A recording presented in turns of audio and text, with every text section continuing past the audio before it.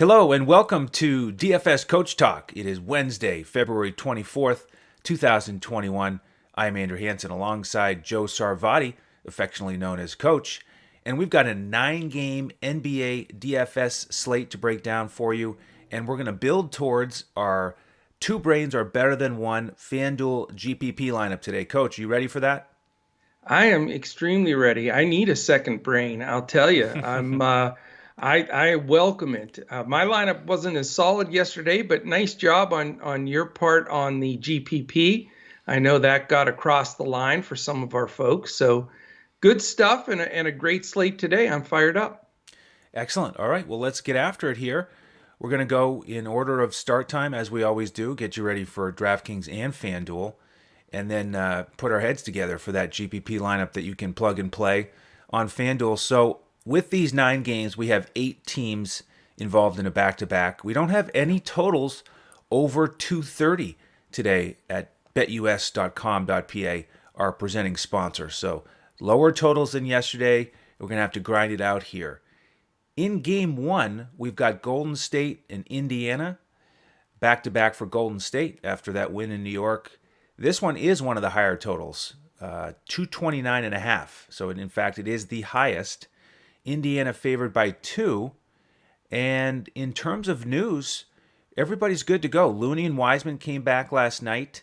Haven't heard anything about them sitting on this second night of a back-to-back. And Indiana's healthy, so take this one away for us. Well, yeah, definitely a great game to start off the slate. It's odd that we have the highest total game at the beginning. It's always the West Coast teams. Plus, the other great thing, Andrew, we get the extra 30 minutes tonight Oh, I love to it. get those lineups together. So that's always a big plus. Like you said, biggest total on the board. You've got the 4th and 12th rated defense. So that is interesting that it's the highest total. But again, like you said, today is completely different than yesterday, where we had a bunch of teams that were poor defensively with fast pace. But the good side of things is the pace in this game. Golden State being second overall, and Indiana in the top half at 14th. A couple of things I'd like right off the bat here. First of all, I felt the biggest snub in the all-star selections was Domantas Sabonis. I can't believe he didn't make it. I mean, the dude has done everything and then some. Indiana is 15 and 14. They're over 500. He's carried the team at times. He's been 20 and 10 all season, and he gets knocked out for the all-star game. So I'm thinking he's got to be a little extra motivated. I like him whether or not that narrative comes into play. I think he's reasonable enough that I can stomach paying up for him on a slate where it's not even close to what we had to pay up for last time. So I'm on the Sabonis bandwagon. He's a shade under 10K, which seems a lot, and it is, but I think he's well worth it in this matchup. He's my key go-to guy. On the Golden State guy aside, the guy that's been really good lately, in my opinion, is Kelly Oubre. He's been more consistent, more active, getting all the periphery stats. And I know that he'll lose a few rebounds with Looney and Wiseman back, but I just think from an athletic standpoint, if he's matching up against McDermott or a couple of the guys on the other side, I think he can really take advantage of his athleticism. So I think this is a good game to have some exposure. Right now, I'm just looking at mainly Sabonis in this game, Oubre and possibly a secondary guy on the other side, but a good game, I think, and I think it'll stay close from all indications. Yeah, I agree. I think there's a decent chance this one will stay close. For some reason, even though it is the highest total, I'm just not fired up about this game. I don't know if it's the back-to-back for Golden State, traveling, the fact that Looney and Wiseman are back splitting minutes, so that takes away from the value plays that we had looked at recently. So with Golden State, I think these guys are playable, like Oubre, as you mentioned. Steph's a little bit expensive for me on this slate at 10,000. Draymond is a guy that I'm interested in here, mid 6K range. He played well last night. What does he have left here on the second night of a back-to-back? So, even though it is a high total, I may not play any Golden State guys. Looney is minimum price on DraftKings at 3,000. That could be a punt play you go to. There are some other value centers to look at here, though. On the Indiana side, love Sabonis. Always no easy task with Draymond and Looney on the other side. I'm probably a little bit more likely to go to Brogdon here at 8,200 on both sites, dealing with a little bit better matchup against Steph Curry.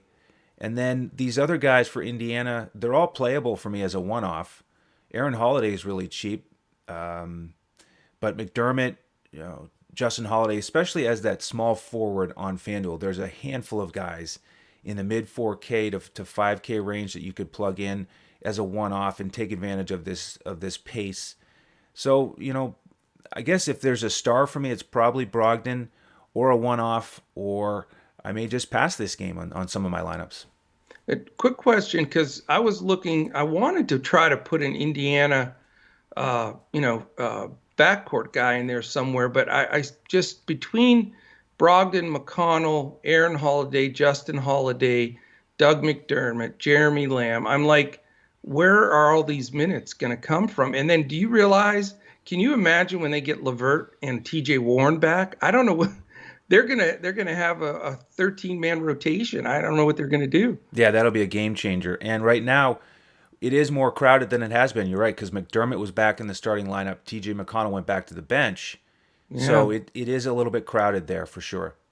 Yeah, maybe avoid it until it pans out a little bit, because you just hate to be on the guy that game where he only gets 8 minutes or something. Exactly. Yeah. All right, game 2, we've got Boston and Atlanta. This is that third matchup of these teams here in the last week or so. And back-to-back for both teams after a loss last night. Boston lost. Oh, by the way, I can't remember who they played. Did you happen to see the Boston game yesterday? I missed that. I think. Oh, okay. Wasn't that canceled at the last minute? They didn't actually go ahead and play that, did they? I think there might have been a Dead Nuts 3 at the buzzer or something like that. That doesn't sound familiar. Pretty sure I blocked that out of my brain. Happy for you. It was a positive memory, and everybody in Dallas getting that victory after that break. I gotta say, I how I always throw a GIF up there immediately, and when I searched Luka and I saw the one where he's going, shh, that was too perfect. I just had to. It had to go up. I can't blame you for that. I was really surprised, though, that Boston didn't win that one under the circumstances. So great game, though. Yeah, no doubt. So now they get to travel to Atlanta. They are the 2.5-point favorites, 226 total. And Atlanta coming off a tough loss on the road in Cleveland, where they had the lead late. So both teams here motivated. That coach better get a little concerned. I got to think he's feeling it. They're 5 under 500 with that loaded squad, With Atlanta? Yeah. Yep, 13 and 18. Yeah, he's got to be feeling some heat, I would think. Yep. So with the news tonight, since it is a back-to-back, I'm going to mark Kemba questionable. Yeah. And when these teams played most recently and Kemba was not playing, the Boston starting lineup included Javonte Green and Semi Ojeleye. Now, Tice was not playing in that one. So the question is, who starts tonight if Tice is active? Is it Javonte Green or Ojeleye? And what happens with Peyton Pritchard? Does he come off the bench again? Even if he does, I like Peyton Pritchard here as a value play, 3,900 on both sites. Even if he comes off the bench, I think he runs that unit and gets healthy 20 minutes. Tatum is the other guy I'm looking at for the Celtics. I like him in back-to-backs more than Jaylen Brown. And Tatum's usage shoots way up when Kemba's not out there. He really is that de facto point guard. So yeah. I like Tatum as a pay-up option here. On the Atlanta side, big news there. We've got John Collins questionable after the potential concussion last night. Cam Reddish I'm marking as questionable because he didn't play last night. And we had Snell and Hill step up as value plays last night. So we're just not quite sure at this point in the day here at lunchtime what the starting lineup is going to look like. If Collins and Reddish are out, does Gallinari potentially get a start? He's a value play in the mid 4K range. He's playable to me. Who is the other guy that starts? Is it Snell? He and Hill are great values again. Herter had a nice bump in performance and usage yesterday with the absences, and Clint Capella is also a consideration for me. But I'm leaning more towards a Boston guy or two here in this context. Yeah, this is an interesting game. 224, what 224 and a half, is a decent enough number on this slate where we have some two teen games, so not there are some guys that I think deserve at least a look. Defensively, they're 13th and 22nd, and pace-wise, they're only 23rd and 16th. So, it's a mixed message here, which is this whole game is sort of a confusing thing. We need to know if Collins is playing, because if he's not, my sense is a little extra run for Gallo, and he is cheap, but he can also sting you right in the backside pretty easily. So you got to, on a 9-game slate, you got to think twice there. With Kemba out, I think you make the best point is really Tatum. Even when Kemba's playing, there's a lot of times it looks like Tatum's playing the point guard. And, I'll tell you, he really is. I appreciate, after watching that entire game yesterday, he is a complete player. I mean, he really is. Defensively, shut down. He can shoot it outside, penetrate, rebound, and now he's added the dimension of really seeing the floor and being able to pass the ball. So very high on him, but I don't know if I want to go to that price because I hate this game so much. You got two teams, 15 and 16 and 13 and 18, that aren't exactly hot. The pace isn't really great. And, I really don't like this game, and I'm probably not going to have any exposure. If I can find a way on DraftKings and Yahoo specifically where you have multi-positionality, I wouldn't mind finding a spot for Mr. Tatum, but not the game that I'm targeting at all. All right, game 3 is the other 7:30 tip. There are 3 of them. This one is Houston against Cleveland. Houston favored by 3 after getting blown out against Chicago. And the total here, 217.5. Cleveland coming in after that win last night against Atlanta. The news here, we've got Oladipo and Gordon questionable for Houston. And on the Cleveland side, I'm going to mark Taurean Prince as questionable, as he sat out last night as he tries to get back in the lineup. So any interest for you here in game 3? Well, and again, we usually have 1 or 2 games like this when we do this podcast at lunchtime. And, I hate to sound like a broken record, but we have to have the news here. I mean, how can you evaluate this game without knowing if Oladipo and Gordon are going to play? And they're both questionable, literally the 50-50 kind of questionable, where I have no idea which way to, put them in or take them out. So, that shuffles the entire deck. If they're both out, John Wall becomes a must play, just out of sheer, he's going to have incredible usage. And then, value plays come into play in that situation too, mainly with, I would say, House and Tate. If they play, then, all of that gets, flushed and you look, I don't go anywhere with Houston. Cleveland is slow enough that I think that would eliminate, that split usage type of situation. Right now, Houston is 5th defensively, so that's a deterrent for the Cleveland guys. Cleveland's only 24th, but again, the question is how many guys are Houston going to have splitting up that usage? Houston's 3rd in pace, Cleveland 26th. Cleveland does do a good job slowing things down. They did with Atlanta last night, and they beat them by 1. They stay in the game. They shorten the game with possessions. I think Bickerstaff's doing a terrific job. Even though they have a bad record, they're in games, and they find a way to win some like they did last night. Who knows? Dean Wade got the start the last game. I know some people jumped to him.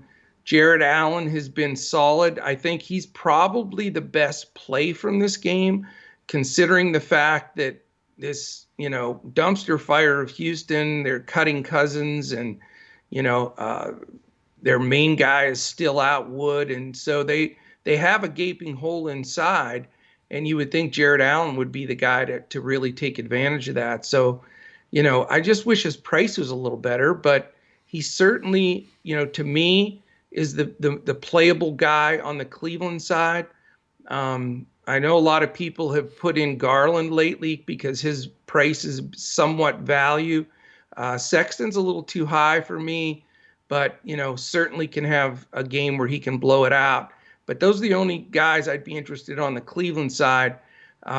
But again, with the Houston news, once we have that, will determine how the chips may fall. I could come out of this game with a John Wall, Daniel House, and Jared Allen, or if it shifts the other direction, could just be a one-off. So we got to get the news, in my opinion. Yeah, and the Cleveland guys, those are the only ones I think you can consider at this point in the day, not knowing who's going to start. Allen should be able to score over those guys in the paint, House and Tucker, but he is a little bit expensive. Sexton too expensive for me. Garland is a potential play. On the Houston side, assuming those guys are out, House is probably the starter I would look at 4,500 on FanDuel. He fits in that category as a small forward that you could use. Wall will have a lot of usage. I'm not sure if I'm going to go there in the mid 8K range. Against that Cleveland backcourt, though. Yeah, it's a good matchup.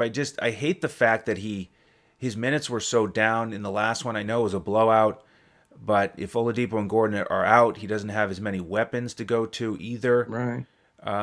They're such a mess in Houston. They right are now. an absolute mess. That's why I'm just a little bit concerned here. Yeah. They're really struggling. Yeah. I think some folks will look at Nawaba. He's had a couple good games lately. He really did, man. That last game, someone had asked me in Discord, and I said, I'm just not a big Nawaba guy. He went crazy. I didn't know he could make threes like that. Where did that come from? I'm not either. He's not a great shooter. No. So you have to rely on the other stats, and now he's 5,100 on both sites. So I'm not going to trust that, even if he's starting. He could pay off value. I'm not saying he can't. I'm just saying He looked like LeBron the last game. Yeah, for right. God's sakes. There is another value play that I want to mention. It's Justin Patton. He has been added to the roster here. He's only 3,500 on both sites. Talented, big, paid off in his 21 minutes in the last game.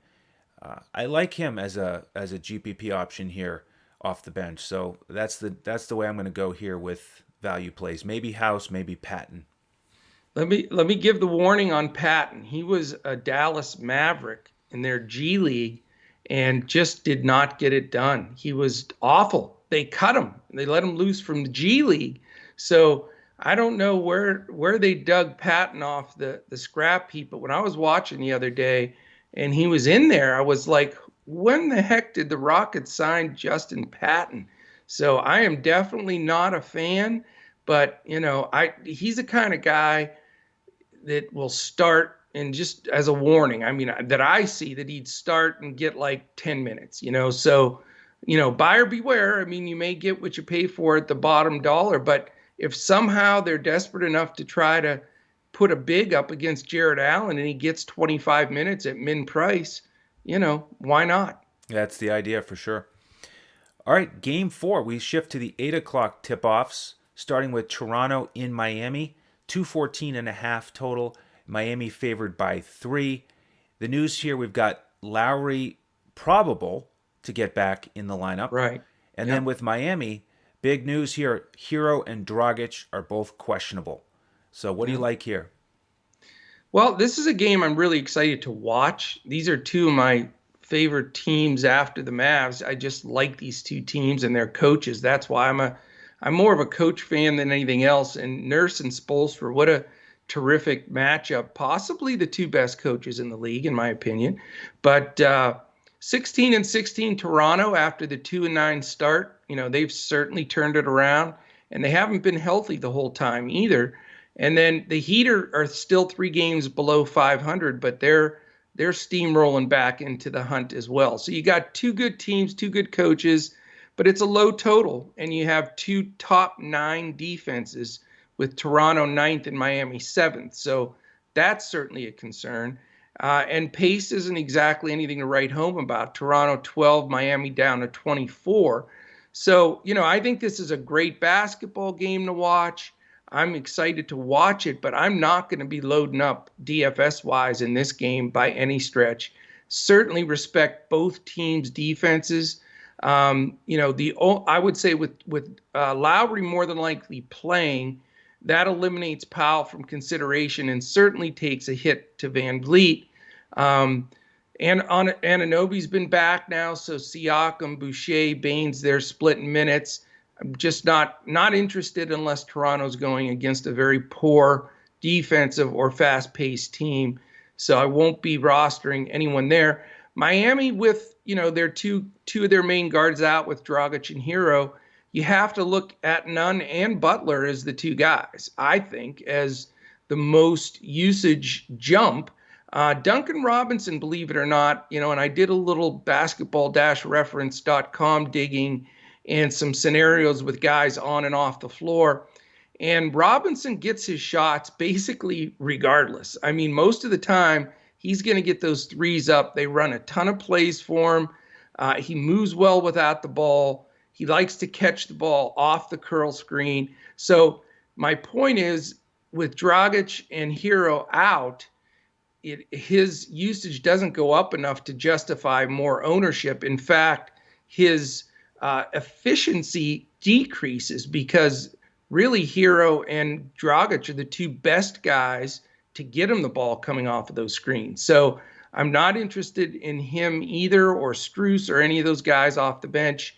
But if I had the dollars to pay up, I would consider Butler in a heartbeat, but he's very expensive. So really, the sharp play lately has been Kendrick Nunn, but now he's drifting up in price. So, you can think about Nunn possibly. Bam's always an option, but too expensive in a game that I think is going to be pretty slow. So, there's a chance I may not play anybody here and watch the majority of this game. But if I can find a way to fit one of those mid-price guys in, I'll do it. But it's a tough matchup. Yeah, I'm with you on Toronto. There's such a domino effect with Lowry that if he's playing, I'm not going to play any of the Raptors. It's a back-to-back, tough defensive matchup. The prices have gone up for guys like Van Vliet and Powell, so I'm not going to go there.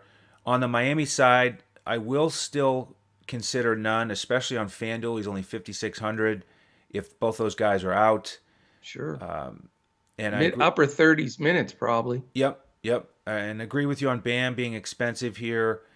Strus, I would consider on DraftKings, where you get the bonus for the 3-point shot. He took 10 threes in the last game, got 30 minutes.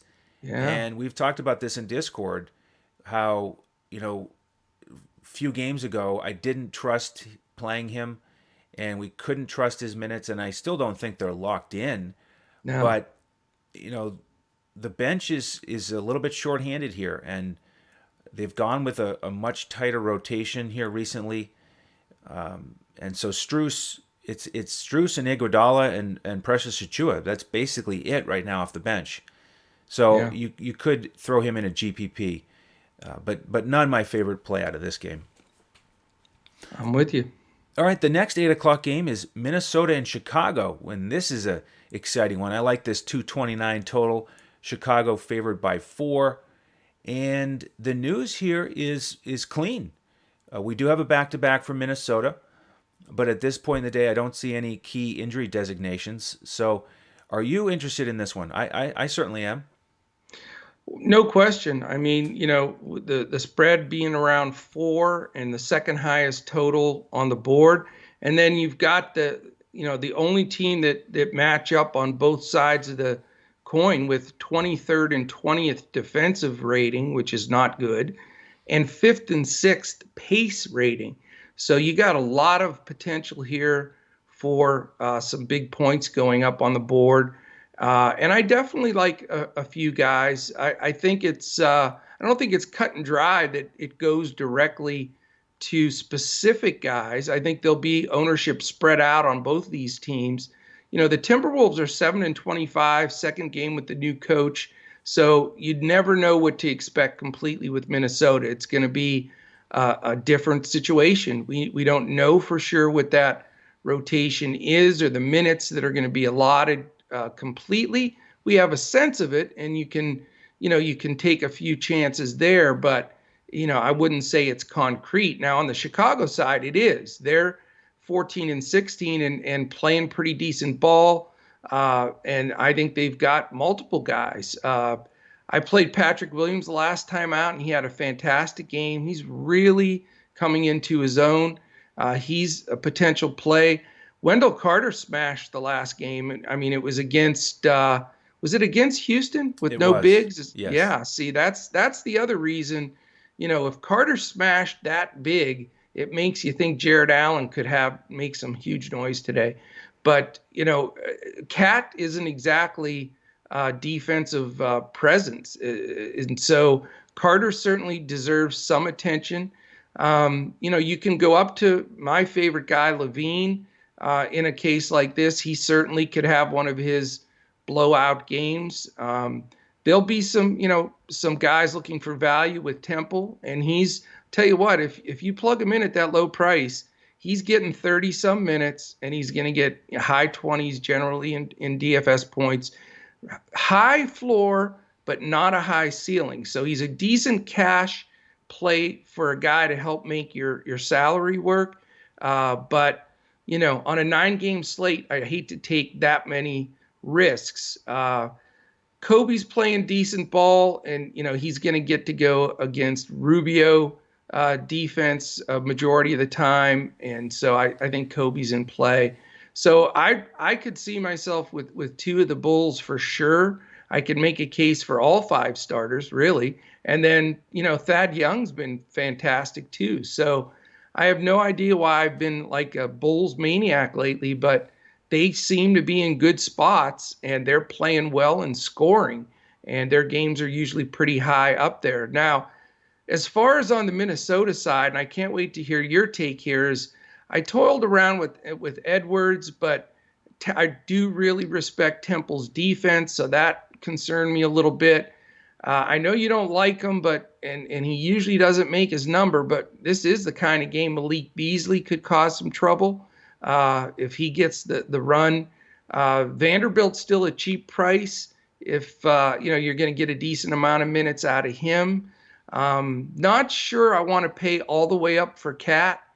He did smash, and he's looking like the old Cat again now after a week or so under his belt. I'd like to pay up for Cat, but I just don't think with more of a medium style build that I'm shooting for today that I'll be able to do it. But I want a lot of exposure from this game, 2, maybe 3 guys. So what do you think, especially on the Minnesota side? I could not figure out exactly what I wanted to pinpoint there. Yeah, I'm actually very similar to you in this game on both teams. I think we don't know for sure the minutes in the rotation, but in the game last night, the point guards basically split minutes. So I think that's a signal that they will likely split minutes again tonight, since it is a back-to-back. So I'm certainly not going to play Rubio. McLaughlin you could go to. He's cheap enough. With the starters, I actually am interested in Beasley tonight. Wow. I agree that this is a potentially good spot for him, and he's down now in the mid 6K range. He has been higher here recently, so he's the guy I'm most likely to play from Minnesota. I like the spot for Cat, but a little expensive on the back-to-back. And on the Chicago side, here's where I'm really excited. I'd like to get Levine out there. I think this is a tremendous spot for him with the great pace on both sides. Minnesota's poor defense. He's my pay-up guard today over guys like Steph Curry. And Kobe is in the mix as well. He's one of those guys that will go in streaks where it's not just like one game here and then one game the other direction. He'll play 3 or 4 when he's not doing much, and then get hot for 3 or 4. and he was great and aggressive, getting 10 rebounds against Houston, scoring it. So I like him in the mix, and all the other guys could be added as a one-off. But I'm looking at these Chicago guards big time tonight. I'm with you. And I saw an interview with Kobe after that last game, and he said, their goal is to get to that 500 mark before the All-Star break. So they're only 2 games out of it. This is a definite win-style game for them. For me, I'll throw this out there. I think Chicago minus the points, it just doesn't seem like that many points to me. 4.5. I mean, I would think this is more a 7.5 type situation. But certainly possible. I kind of like the over as well, over the 229. So yeah, Chicago in the over. Book it. There you go. All right, the next 8 o'clock game, we've got Detroit in New Orleans, a 223 total. New Orleans favored by 9.5. Detroit coming off that win in Orlando to get the split. And New Orleans is on the front end of a back-to-back. They're going to play at Milwaukee tomorrow night. The news here on the Detroit side, we've got Ellington back in the lineup. He sat yesterday. And with New Orleans, we have Steven Adams as probable. So we may have good old Billy Hernan-Gomez going back to the bench. Now, this one is a slow-pace game, 25 and 22, but bad defense. Detroit 20th, New Orleans 28th. And these two teams played about 10 days ago. Detroit won that one. Decent scoring, 123 to 112. And the standout performer in that one was Mason Plumlee. He had a triple-double, 17, 10, and 10 against his Adams. Only of his career, by the way. Yeah. He's a little expensive here. You could look there, not expecting a triple-double, but he's in that same price range as Jared Allen. I would probably lean towards Jared Allen, but Plumlee is cheaper. With the other Detroit guys, it played out kind of like we thought with Dennis Smith Jr. and Saban Lee. We had Saban Lee locked in last night on DraftKings, and he paid off. Got 29 minutes. Dennis Smith played better, but he only had 18 minutes, so I'm not going to go there. Saban Lee is playable on DraftKings because he's still 3,800.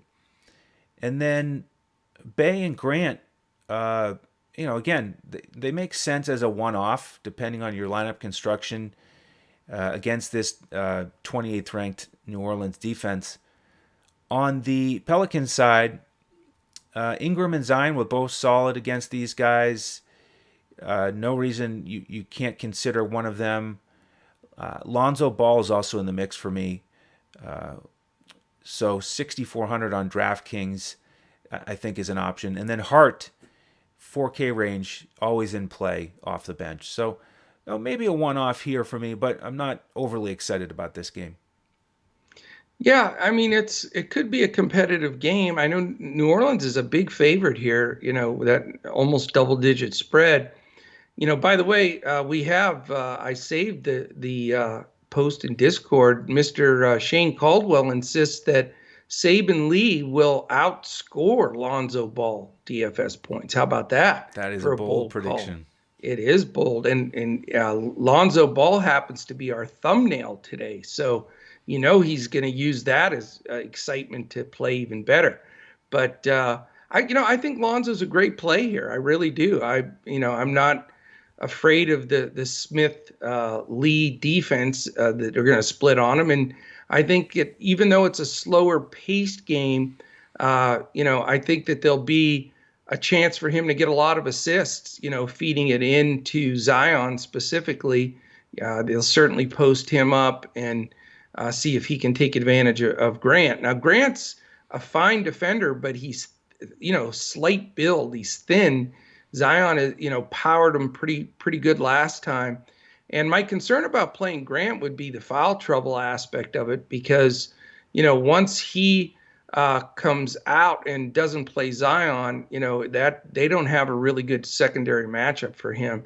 So, Zion is my second favorite play on the Pelican side with Lonzo.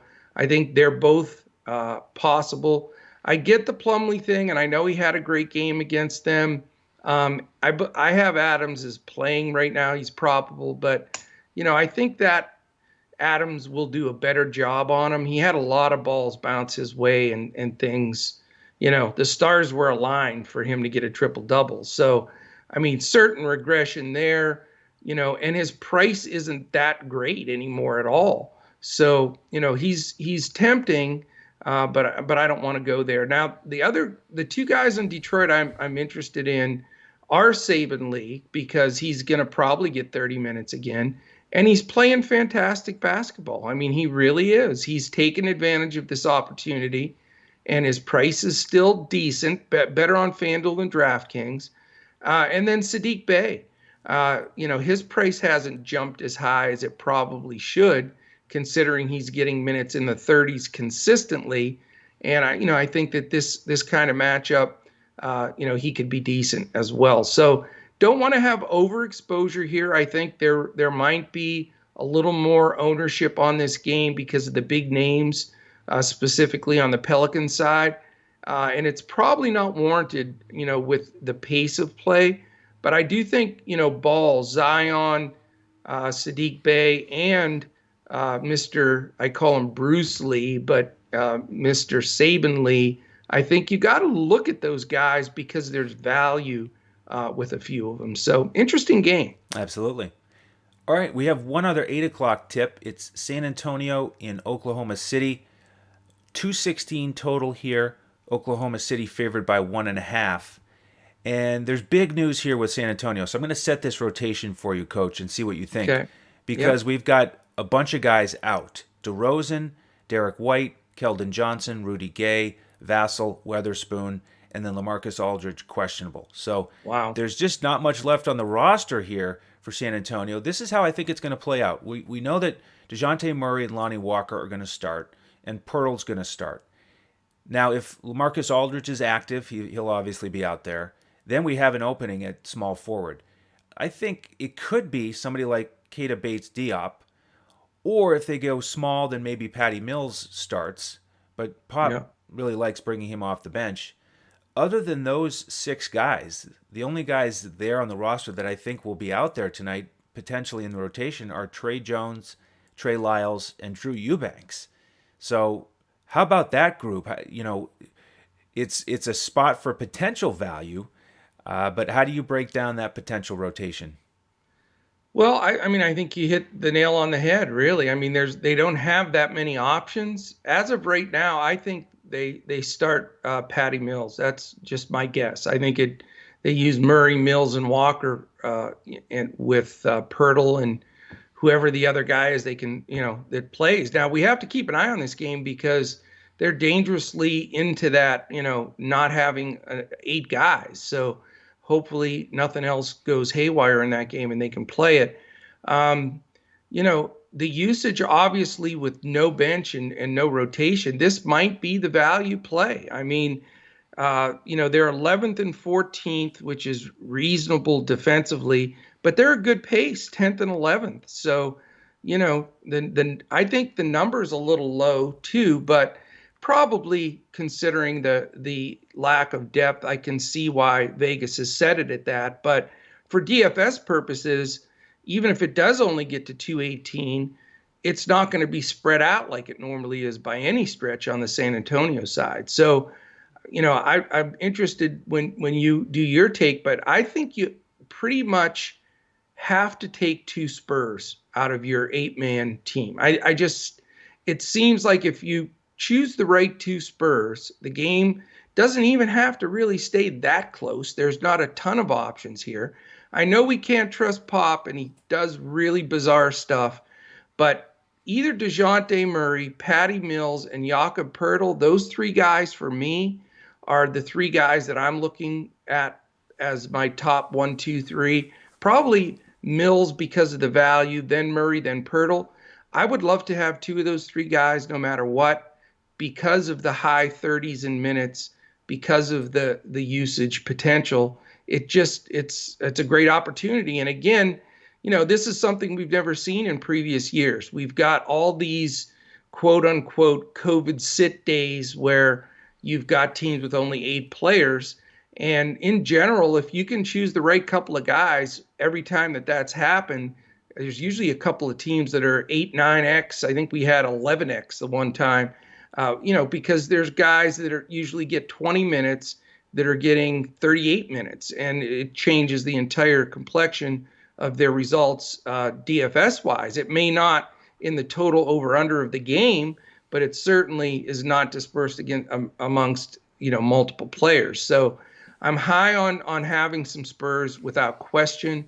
On the OKC side, Al Horford has been steady, and I think that he's a decent play here at his price point.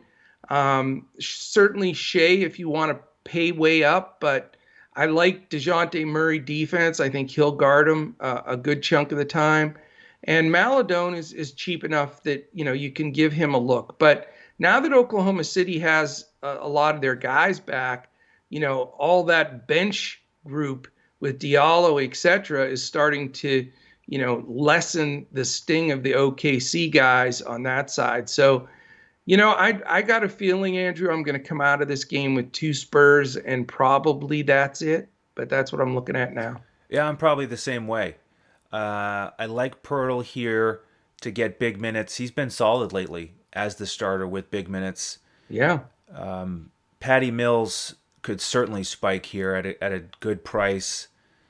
I also like Lonnie Walker, who 3,500 on FanDuel. He hasn't been getting a ton of usage or minutes really. He's Right. been mostly playing 20 minutes max, but Yeah. you give him closer to 30 minutes, and all of a sudden he can really have a strong game and get a lot accomplished. So I like Lonnie Walker here. Trey Lyles, we'll have to see if he starts. That's the other wild Yep. card. Yeah. So don't forget about him. He's a potential play. I'm not going to play Keita Bates-Diop. By the way, he's 0 for 9 on the season from the field. Nice. On the OKC I'll side, take the over going forward. yeah, right. Shea is a lot cheaper on FanDuel at 7,500, but it's a crowded shooting guard position over there today. Yeah. So not sure I'll go there. And then Maladon and Dort are pretty cheap on FanDuel, but I don't like that Maladon recently, last 4 games, he hasn't gotten more than 7 field goal attempts in any game. So he's out there a decent amount. He's involved, but more of a cash game option at best. He doesn't have that ceiling without more shot attempts. So I'm likely to avoid the OKC side and just get some value with the Spurs. Same thing. All right, 2 games left before we build that two brains are better than one lineup. The 9 o'clock game tonight, we've got Charlotte in Phoenix. The Suns favored by 10. Man, they are rolling after that blowout win over Portland, 132-100. And Yeah. Charlotte coming in on a blowout loss to Utah, 132-110, where Utah shot the lights out and set a franchise record for 3-pointers. 225 total tonight. Charlotte has the average pace, average offense, slightly below average defense. Phoenix is the team with the extremes here. With that slow pace, they're 29th, but they're great offensively now with Chris Paul. They're 6th, and they've got that top 10 defense. So not really thrilled about the situation for Charlotte here. Devontae Graham is out, Caleb Martin out, and Hayward questionable. So if Hayward sits, then maybe there's a tiny bit of value here. But, with these guys out like Graham, they've really priced up the guards for Charlotte, especially on DraftKings. So they've basically priced out for me. On FanDuel, Rozier is 7,300. You could look there for a bounce back spot. He did not play well against Utah.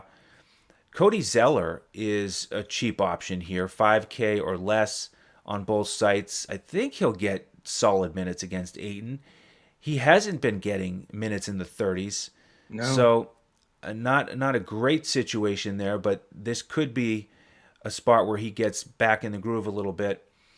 On the Phoenix side, Paul and Booker are both in play for me, and slightly better options in terms of price than LaMelo, for example. So one of those guys potentially for me, And then the guys off the bench, they're the GPP dart throws because with Cam Johnson, Saric, Crowder getting 20 minutes or so, any of the three could go off, but it's a little bit tough to predict which one. It basically comes down to who gets the open threes and do they knock them down. So, no one really here that I'm too excited about. Maybe Zeller, maybe Rozier, maybe Booker. Interesting. Yeah, it's amazing. If I'm a coach preparing to play the Suns and I look at their team, they're 20-10 now. I mean, they're 10 games over 500. A team that is just riding high off after the 8-0 bubble and Monty getting control of that team and then bringing Paul in. I mean, everything is working. But if I'm a coach preparing to play them, I am stymied because they have so many weapons in different ways they can beat you with Paul and Booker. And, Bridges can knock the shots down. Kaminsky can, you can't leave him standing at the 3-point line. And then, of course, Ayton in the paint. And then the depth off the bench. Those guys are all contributing, and they're not getting 10, 12 minutes like you mentioned. There's a lot of those guys getting 22, 24 minutes, which splits it up. So not only are they winning, but they're deep. They're using a lot of guys. You can't just focus stopping like on Portland where you stop Dame or double run Dame. You got to make somebody else beat you. But on Phoenix, it's very difficult. And what that translates, same thing is, we talk about all the time, is it's hard to hone in on a Phoenix guy or two that you think, okay, this is a perfect smash spot for him. And then he could just that night be one of the also rans for them and somebody else steps up. So it's hard to really focus on really counting on a Phoenix guy to blow it out. If there's anybody on the Phoenix side, that I like, it's Booker, but I'm not convinced that Rozier doesn't guard Booker and Ball guards Paul. And I love Rozier's defense. So, it may flip-flop where he plays Paul some of the time as well. But as of now, I think he'll start on Booker. And I'm just, as usual, not going to roster any Suns at all. Now, I need the Hayward news. If Hayward sits, I definitely will play either Rozier or Ball. Can't afford both of them, but the usage piece with Hayward out really falls in their two laps. And, with no Graham, no Hayward, Ball and Rozier, it's going to be all you can eat. And you're going to get, a little bit more Monk off the bench as well. But I definitely want to get that news before I make that decision because it's not like before where you could throw one of those guys in and they were mid-price and you felt comfortable with it. They both cost a pretty penny, so you got to make sure they're going to have high usage.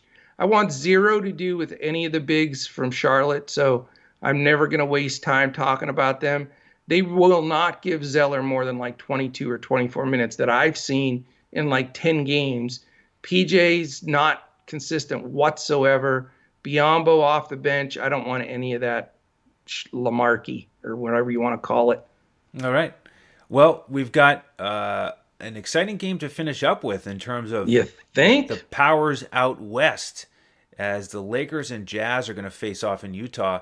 The only 10 o'clock game, 219 total, and the Jazz favored by 9 because that fellow named Anthony Davis won't be out there.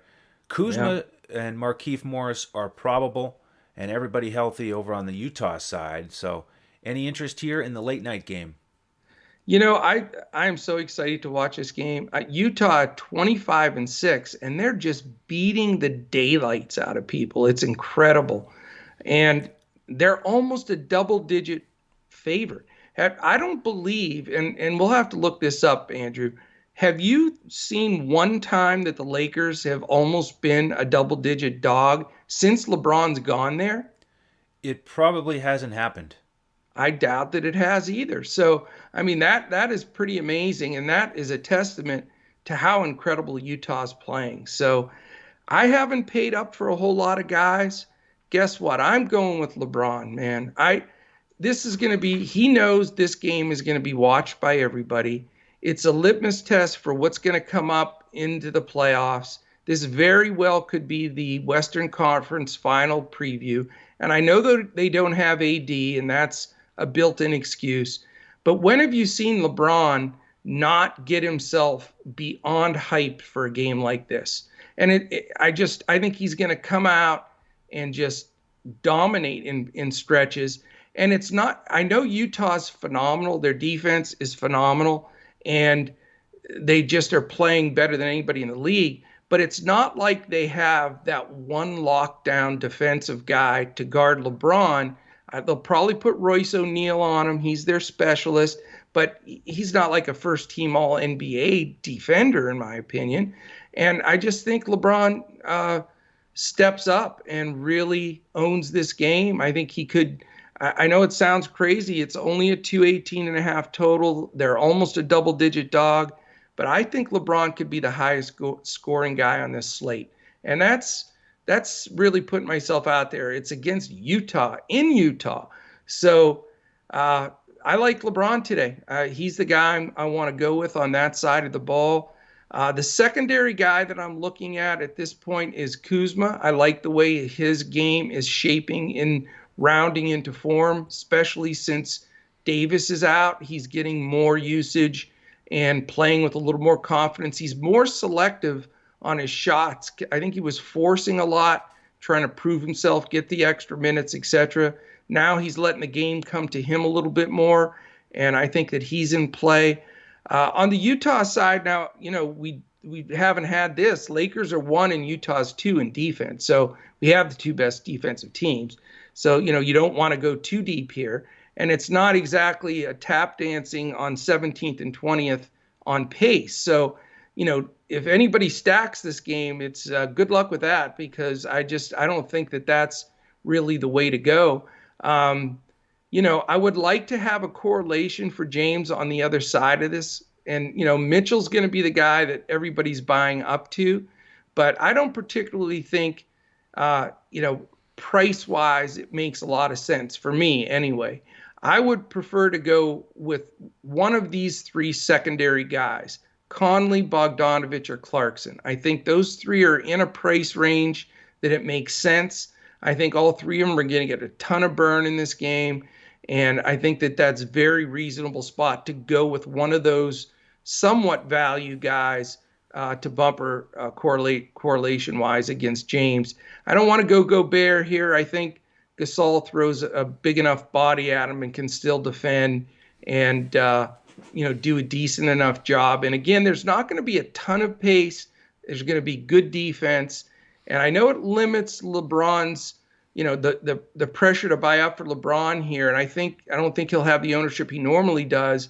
But I just think that with AD out and the fact that he knows they can't step in there and get their doors blown in, just for the psychological aspect of, how that starts formulating as they get into the second half and close to the playoffs. And is this an island game for the Lakers, Andrew? It is. That's what I have marked down as well. And that's the other piece that I like. I don't think there's going to be any, saving LeBron the extra 5 minutes or whatever, like they may if it was a back-to-back. And so that's where I'm going to go. It could be, looks like a LeBron and a value for Utah, and hopefully having LeBron at a lower ownership will pay off. Yeah, I like LeBron here also. I think. Do you? Yeah. Great. Yep. Good. He's got to step up. There's no other option. And I think he's going to look at what Ben Simmons did against Utah. Remember when he had that monster game with Embiid out, and how did he succeed? He got it done in transition. And I think that's what you have to do is LeBron's going to try to push it whenever he can, get to the rack, score in transition. So I like LeBron here. Pope is still cheap as a shooting guard on FanDuel. Not sure if I'll go with any other Lakers here. With Utah, I agree. It probably won't pay up for Donovan Mitchell here.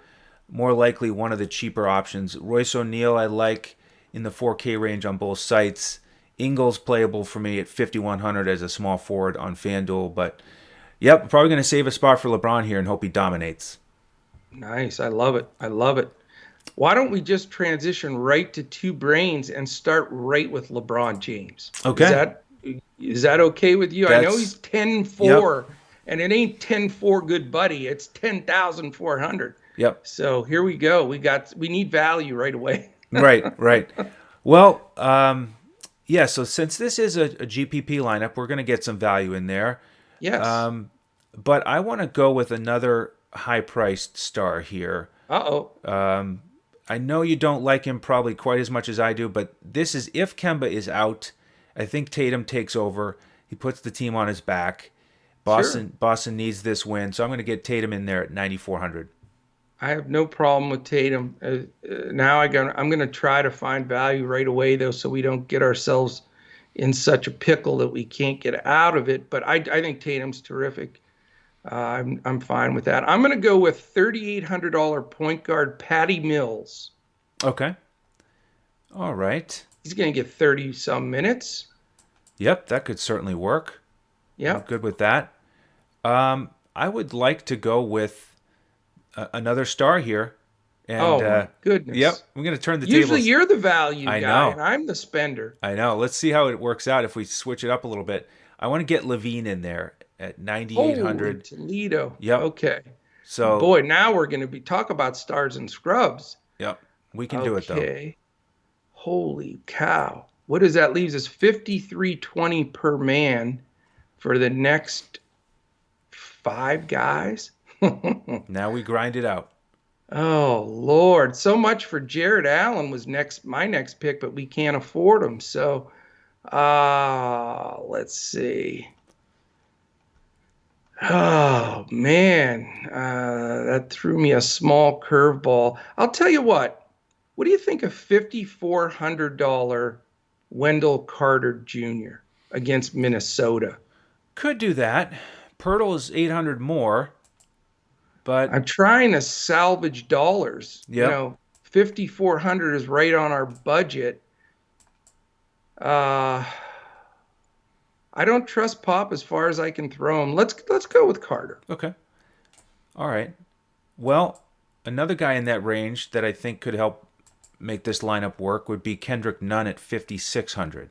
Yes, So that's a smart play. if we get him in there, just make sure everybody follows us here on Twitter at DFS Coach Talk.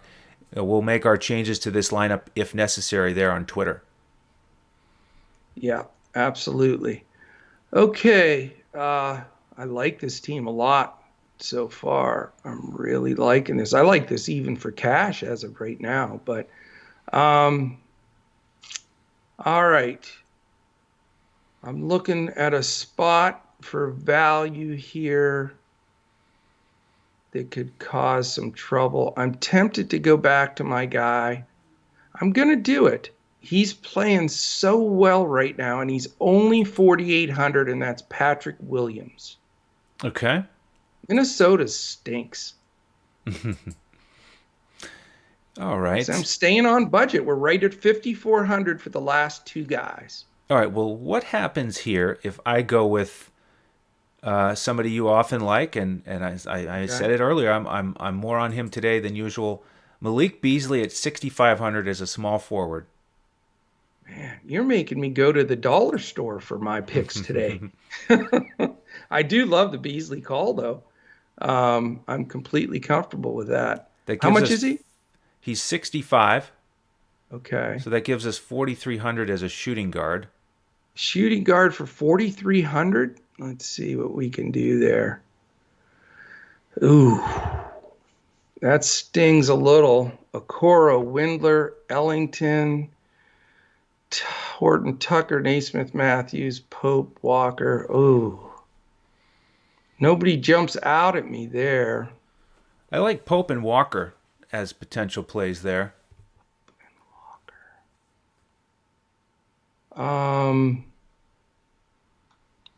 Let's see here. How much is Walker? 35. I mean, he's, I said I wanted to have at least 2 Spurs, and so I that's fine. What does that leave us, though? It leaves us 800 left over. Well, let's go buy up somewhere then. We could actually go back to Carter and pay up to Pirtle. Or we could let me just make sure on Patrick Williams if there's not a steal for 5,600, just to Okay. make sure. For 5,600, we could get. No, I don't like him, or him. All right, let's go back and switch from Carter to Pirtle. And that gives us 3 Spurs, which I'm completely comfortable with tonight. 3 is plenty. 2 or 3 is the way to go. Okay, so that's it, right? We got it. We got it. So, You want to read it off? yep, we got Nunn and Mills, Levine and Lonnie Walker, LeBron and Malik Beasley, Jason Tatum, Patrick Williams, and Pirtle. So Yeah. give that a go on FanDuel. Hopefully it works out. Again, follow us on Twitter, DFS Coach Talk. We'll make edits there if necessary.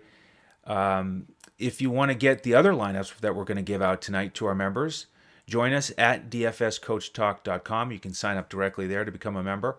Or if you want to make your first deposit at betus.com.pa for $149, go there, use the promo code CoachTalk, all one word, and you're going to get to use that money at BetUS and get a free membership with us all the way until June 1st.